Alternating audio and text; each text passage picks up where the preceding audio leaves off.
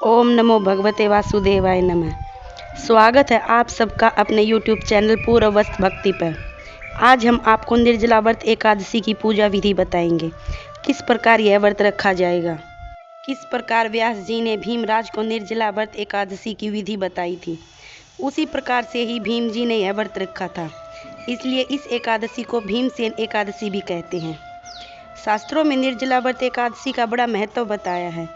कहते हैं कि साल में एक भी एकादशी का व्रत न रखा हो और निर्जला व्रत एकादशी का व्रत किया जाए तो साल की हर एकादशी का फल प्राप्त होता है।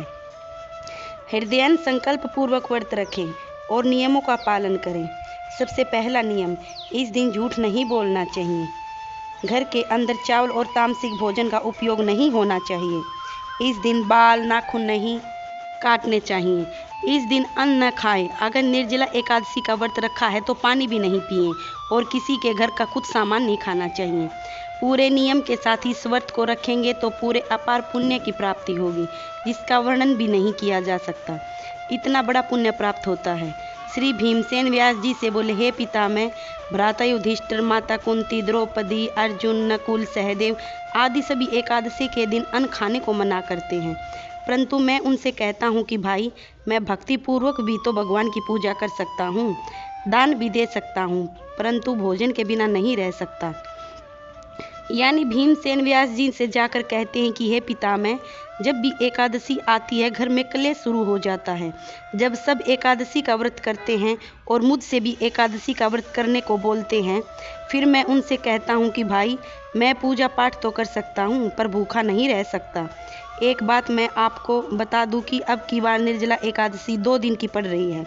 ये आपको ध्यान देने की बात है कि निर्जला एकादशी 6 तारीख को 2:15 पर प्रारंभ होगी और 7 तारीख को सुबह 4:45 तक एकादशी चलेगी। जिनको भी कन्फ्यूजन है कि व्रत किस दिन रखें, जो वैष्णव संप्रदाय को मानते हैं वह द्वादशी में व्रत रखते हैं, तो इसलिए उनका जो व्रत है 7 तारीख को रहेगा और सामर्थ्य के गृहस्थहीन लोग वह 6 तारीख को व्रत रखेंगे। वैसे 6 तारीख को मैं तो पूरा रहेगा, क्योंकि 6 तारीख को पूरे दिन और रात्रि की एकादशी 2 दिन यह व्रत रखा जाएगा। तो इस कथा का स्मरण ध्यान से करें। और एक विधि मैं आपको बताती हूँ, देवराज ने भीमसेन को बताई थी।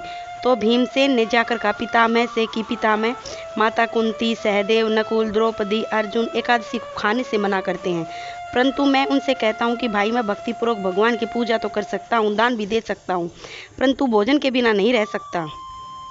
व्यास जी कहने लगे, भीमसेन, यदि तुम नर्क को बुरा और स्वर्ग को अच्छा समझते हो तो प्रत्येक मास की एकादशी को अन्न मत खाया करो।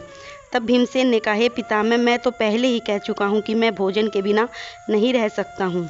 यदि वर्ष भर में एक ही व्रत हो तो मैं रख सकता हूँ। मेरे पेट में भूख की अग्नि है। मैं एक दिन तो क्या, एक समय भी भोजन के बिना नहीं रह सकता हूँ।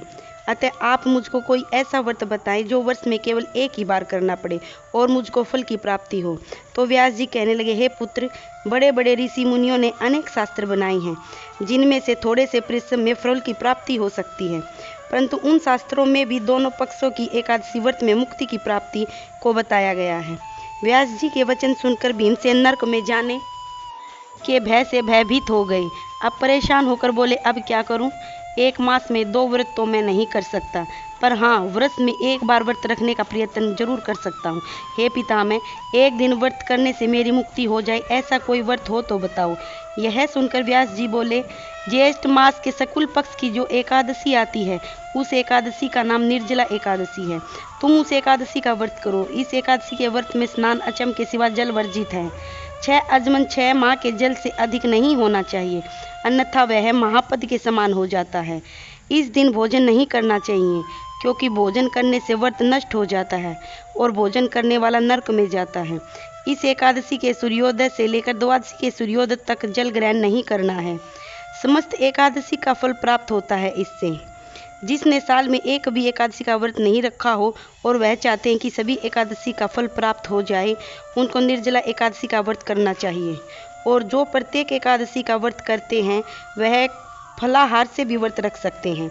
उसी प्रकार से भगवान के सामने आपको संकल्प रखना है। एकादशी के दिन सूर्योदय होने से पहले स्नान आदि करके ब्राह्मणों को दान देना चाहिए। उसके बाद भूखे ब्राह्मणों को भोजन कराकर स्वयं भोजन कर चालू कर देना चाहिए। इसका फल 1 वर्ष की संपूर्ण एकादशी के बराबर होता है। व्यास जी कहने लगे, भीमसेन, यह मुझे भगवान ने स्वयं बताया है।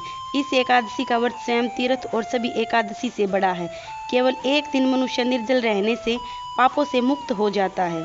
जो मनुष्य निर्जल एकादशी का व्रत करते हैं उनको मृत्यु के समय यमदूत आकर नहीं लेकर जाते, स्वयं भगवान के आदर्श उसको स्वयं विमान में बैठा कर ले जाते हैं। आप संसारजनों को यह सर्वश्रेष्ठ निर्जला एकादशी का व्रत अवश्य करना चाहिए। उस दिन ओम नमो भगवते वासुदेवाय नमः इस मंत्र का उच्चारण करें तथा गौदान भी करें। व्यास जी की आज्ञा अनुसार भीमसेन ने भी इस व्रत को किया था। इसी कारण इस एकादशी को भीमसेनी और पांडवी एकादशी भी कहते हैं। निर्जला एकादशी व्रत करके भगवान की पूजा करें कि हे माधव, मैं आज निर्जल व्रत करूंगी, अगले दिन भोजन करूंगी और इस व्रत को पूरे रीति रिवाज के साथ करूंगी। अतः आपकी कृपा से मेरी सभी पापों का नाश हो। इस दिन वस्त्र से घड़े को ढककर स्वर्ण दान करना चाहिए। यदि स्वर्ण ना हो तो फल भी रख सकते हैं। जो मनुष्य इस व्रत को करते हैं उन्हें करोड़ों स्वर्ण का वरदान प्राप्त होता है। जो सभी एकादशी करते हैं उनका फल तो गिना भी नहीं जा सकता। इस एकादशी के व्रत से विष्णु भगवान को प्राप्त करना होता है। जो मनुष्य इस दिन अन्न खाते हैं वे चांडव के अनुसार होते हैं और वह नरक में जाते हैं। हत्यारे, चोर चकारी करने वाले भी इस व्रत के करने से स्वप्न हो जाते हैं। कुंती पुत्र ने श्रद्धापूर्वक इस व्रत को करने के बाद स्वयं भगवान का पूजन किया। ब्राह्मणों को मिष्टान तथा हमें दक्षिणा देनी चाहिए।